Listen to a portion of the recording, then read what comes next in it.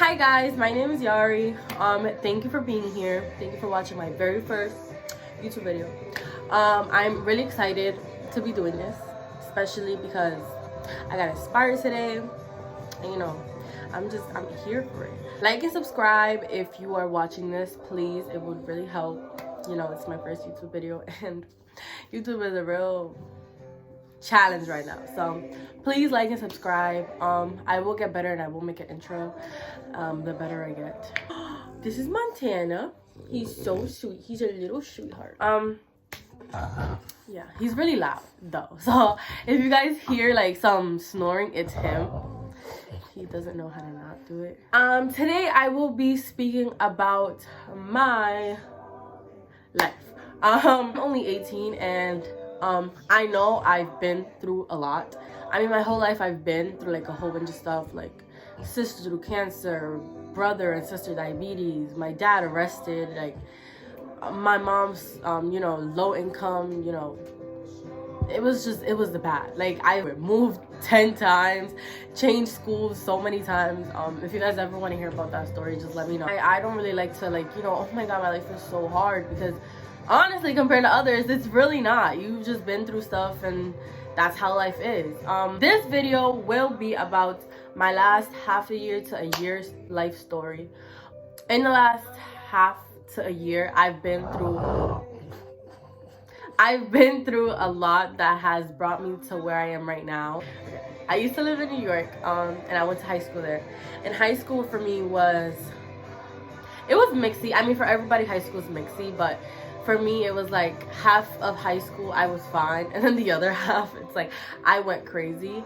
I was never good at school, so I was like risking, like almost didn't graduate, like, and you know, that's where I feel like the disappointment with my mom started. You know, she's like, why can't you just be good in school? And it was honestly, now that I look back, I mean, everybody says this, but now I look back, I was just so like lazy. Like I could have just gotten my work done, been good in school and graduated, but I chose to be lazy, skip class. I skipped class like a lot. It's honestly a miracle I even graduated. And then I started college, and at the beginning of college, my major was nursing, and I was so excited for it. I was like, I cannot wait to do this. I'm really excited about this, you know. I'm gonna do my stupid little classes the first year, and I'm gonna get it over with, and then I'm gonna start my real career. Mind you, I was going to community college because of my grades. My first semester of college was honestly pretty good. At the end, I started to like mess up just a little. I failed one class and I dropped one class, so I only really passed two classes. Writing, it was English and speech. So I was like, wow, like good job, you already failed a class in college. Like that was something that I wouldn't notice that I would do to myself, but I would talk myself down a lot. And I know a lot of people do it. I'm like number one. I still do it at this moment. With like the smallest things, like your hair is out of place. Oh my god, look, you look so stupid. Your hair's been out of place the whole time. Like that's like stuff that I do to myself, and I've learned to like stop it, because it may be small things, but your mind takes it in and it's like a negative. So if you do that, stop it. My second semester of college, I started slacking like a lot. Like not even halfway into it, I just stopped going to my classes, which is horrible, I know, but I was young, so that's my excuse. I was young, and I don't know, like I thought that I was gonna solve it somehow, because I'm me. I thought I was gonna solve it and it was just gonna work out in my favor, but it didn't, and I failed all of my classes.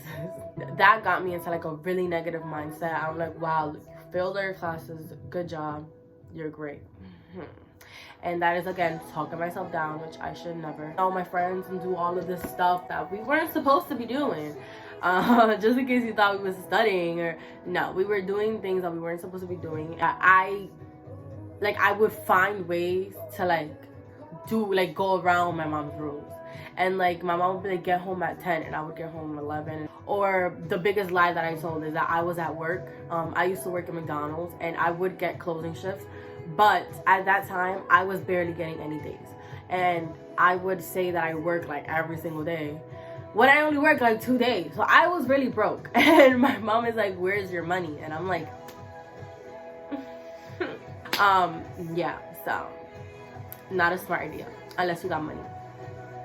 Anyway, yeah, so I didn't have money. Okay, I didn't have money. I was failing college. I was doing things I wasn't supposed to do. Yeah, that's already 3 things down. That you guys can maybe relate to, or maybe in the future will relate to, who knows. But like, I would use all the excuses and lies to go out and do whatever I wanted to do, while my mom was like she just believed me, which is sad, but she did. And I know a lot of people relate to that. And I wouldn't see it as like a, wow, you're lying to your mom. I would see it as like a, I gotta wait, and you know, I'm like, let's go have fun. Until this one time that I took it so far. I told my mom that I was going away for the weekend with a school I used to work with. I mean, they usually do the weekend things, and the crazy thing is that they actually did go that weekend, but I went somewhere else that weekend. So I went to the Poconos with like a group of friends, and you know, we had fun or whatever. It was like a little party. Nothing bad happened, but I did get caught. My mom is like a freaking cyber tech. I had my friend's location on, because you should always have your friend's location on. But me and my mom share the same iCloud, so she realized that my friend was in the Poconos, and she's like, where are you? And then I sent her my location, and we were in the same location. So she's like, what are you doing with your friend? And I'm like, you call me. It went downhill from there. I felt like, you know, I had one life with my friends and one life with my family, and my mom just figured everything out. As soon as I got home, she took my phone away. She went through it. My mom's never looked at my phone, so I never felt like I had to put my stuff on, like, you know, a separate app or like hide it. So that got her to finding everything. Here's what I've been doing for the last couple of months. I've lied the whole time, and she realized it, and you know, it went bad because I lost like my mom's trust, all of it. My mom doesn't, I mean, now she's starting to trust me, but I'll get into that. I lost my mom's trust, my sister's trust, you know, like my dad's. And after that, you would think that I would finally get my life together, but instead I chose to say, oh my god, she found everything out, let me mess it up more. Like, instead of me like, okay, your mom found out, you need to start going to school, you know, get your life on the right track. I started hanging out with my friends more, and you know, I would come home. It was just bad. And all in all, throughout those months, like now when I look back, I realized that I was doing all of those things. I didn't want to think about all of the things I did, and I didn't want to face the consequences. So I would just like, I wouldn't want to be home because I didn't want to think about it. Even after my mom caught me for the same exact reason, because you know, I didn't want to look at her in the eyes, and like, you know, she knew this whole other side of me that she never did. So I felt so naked and like bare, that I was like, I can't be here. Like, so I would leave my house. I would find something to do every single day. After it all got so bad that my mom didn't know what to do with me, she said, okay, you're getting in alternate. You're getting 2 options. Either getting sent to DR, Dominican Republic, by the way, with your grandma in her store. Oh! Or you're going to Massachusetts with your brother. I didn't want to leave my mom, and I specifically did not want to leave New York with my friends. I really wanted to stay in New York because I genuinely wanted to continue the lifestyle that I had. For some reason, the lifestyle that it was my mental health getting so bad to the point where I didn't even realize that I was depressed. If you can't tell by all of the stories, I was in denial of, first, my depression, and 2, my life. I was in denial of how bad it was going. I was in denial of how much I was disappointing my mom, and how much my mindset was to keep going. Even though it was bad, I'm like, I didn't feel like I was myself. Like, and in my head, I'm like, I don't even want to think about it. I don't even want to think about it. And I would just not want to think about anything. And that's when I start like realizing that I was bad and I was depressed, because whenever I was alone, I wanted to cry, and I felt anxious, and I felt like I had to leave, and I felt like everything was beaming down on me, and all the thoughts that I would get were negative. Like, I never had a positive thought. And that's why, like, right now I try to, like, you know, never have negative thoughts because of how traumatized I am. Like, I would, like, when I would be home, I would get thoughts like, nobody wants you here. Leave. You're not wanted. Get out. Your mom hates you. Look at what you did. Your sister. Like, I would get all types of thoughts that would just make me want to go crazy. So I wouldn't like to be home. And, you know, it was sad because my mom wanted me home, but I just didn't want to be home.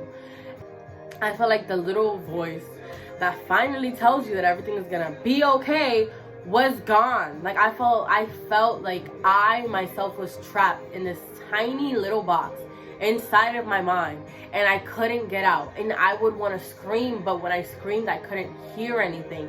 And I would feel like, I don't know, I was in a state of mind where I was living with like no purpose. And if any of you ever that feel like this, want to hit me up for, I don't know, maybe some like, hey, what did you do? Or like, hey, how was it? I will leave, number one, the suicidal number down below. That's top one. Call them. They're always available, always ready to any call, 24/7. But I will also be leaving a special number.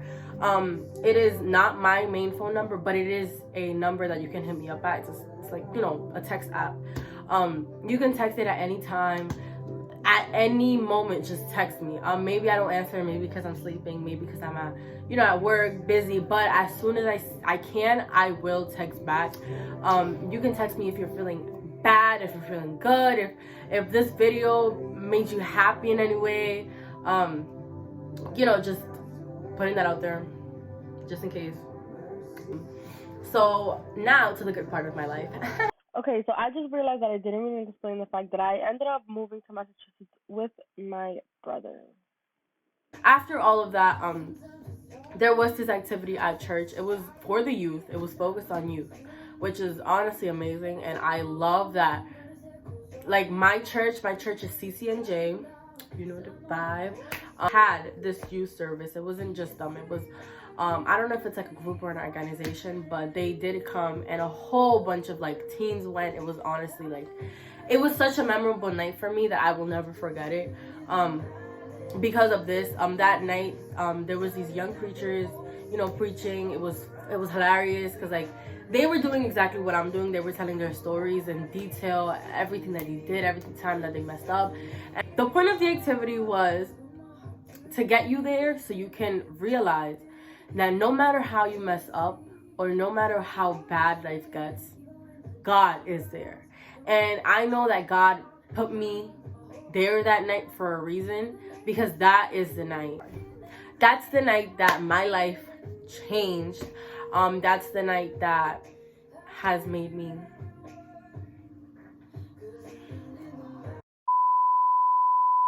That night, they asked if anybody wants to reunite their relationship with God. And obviously, I said, and you know, I went up to the front and I was waiting there.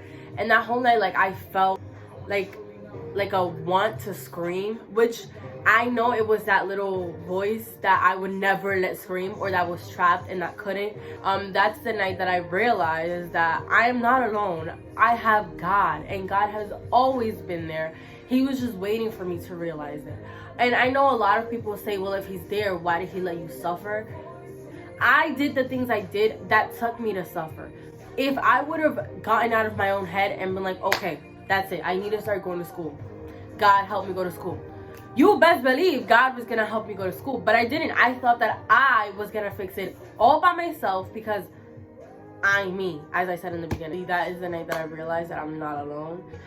That night, one of the preachers, after he asked everybody, you know, who needs to reunite their love with God, to come up, and one of them will go up to them and pray for them.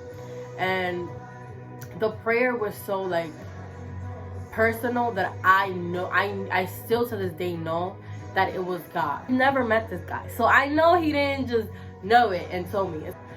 He was telling me like everything, like the whole, you know, I'm confused about what I want to do in my life. That's why I kept messing up in college.